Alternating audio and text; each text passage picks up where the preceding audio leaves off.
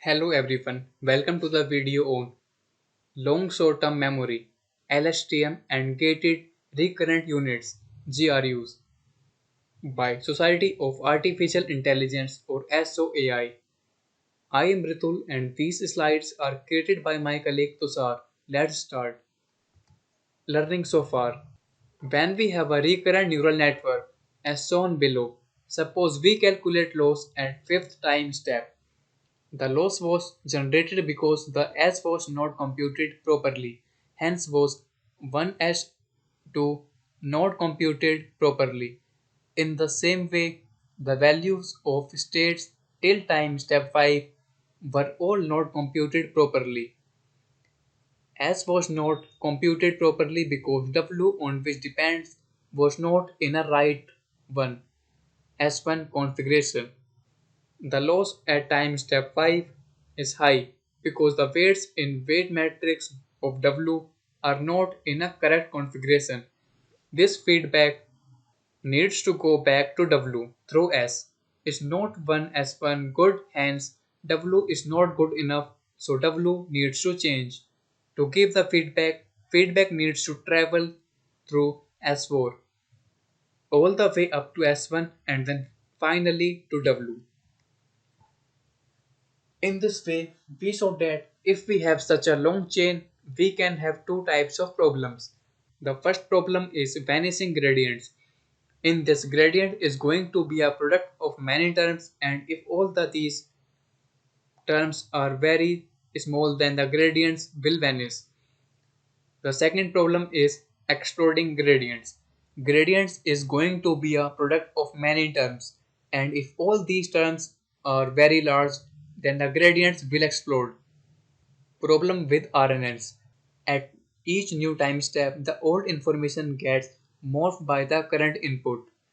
One could imagine that after t steps, the information stored at time step t minus k for some k is smaller than t gets completely morphed.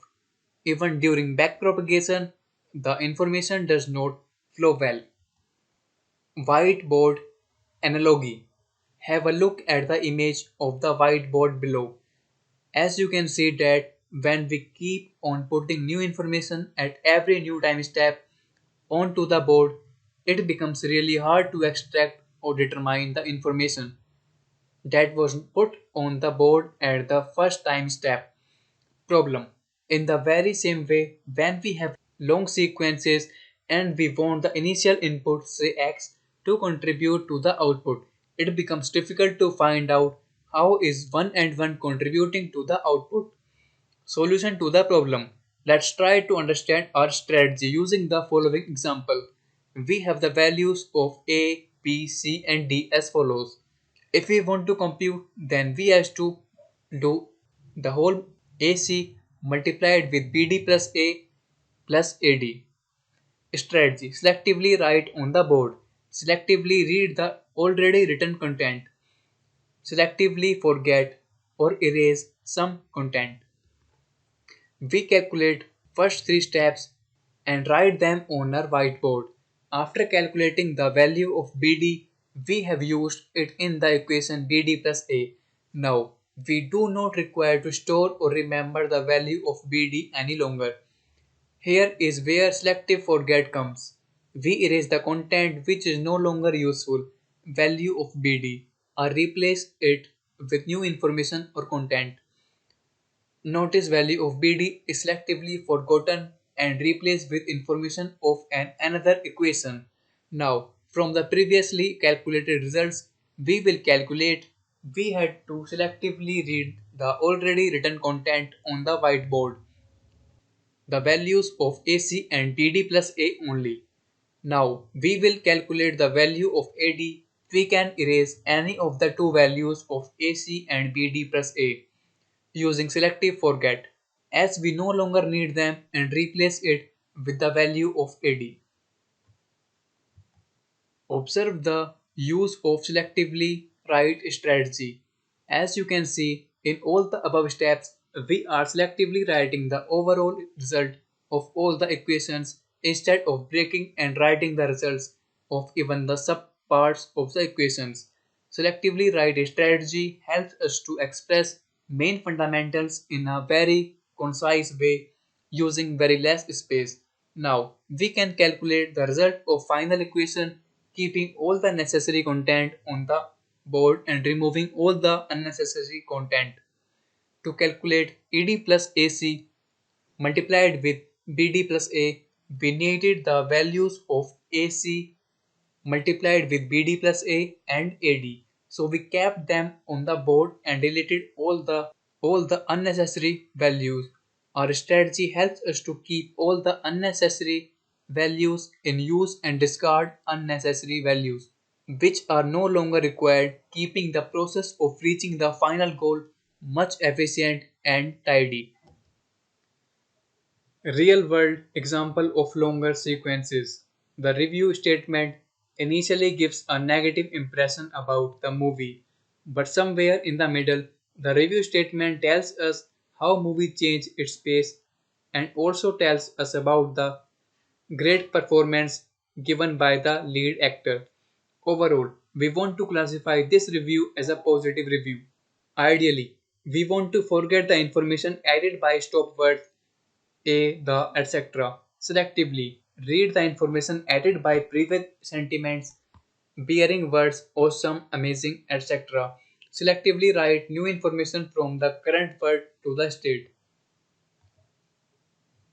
Going back to RNNs, LSTM cells. Note, in the above diagram, the values of ST-1 are just for example. They are not the correct answers of ST-A, OT-1. OT-1 tells what proportion of the current state to pass on to the next state. But how do we compute OT-1 and how does RNN know what fraction of the state to pass on? Since the RNN also has a finite state size, we need to configure out a way to allow it to selectively read, write, and forget. Introducing selective read. Selective read learn OT-1 from data. The only thing that we learn from data is parameters, and the solution is express O underscore of T-1 using parameters.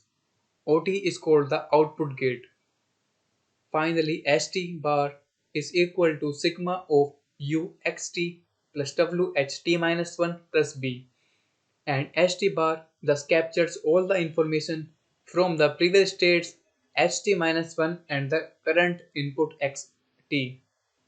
LSTM and GRU summary so far. Previous states st-1 output gate ot-1 is equal to sigma of W naught ht-2 plus U naught xt-1 plus B naught. Selective forget Ft is equal to sigma of U f xt plus Wf ht-1 plus Bf, where Fi is called forget gate.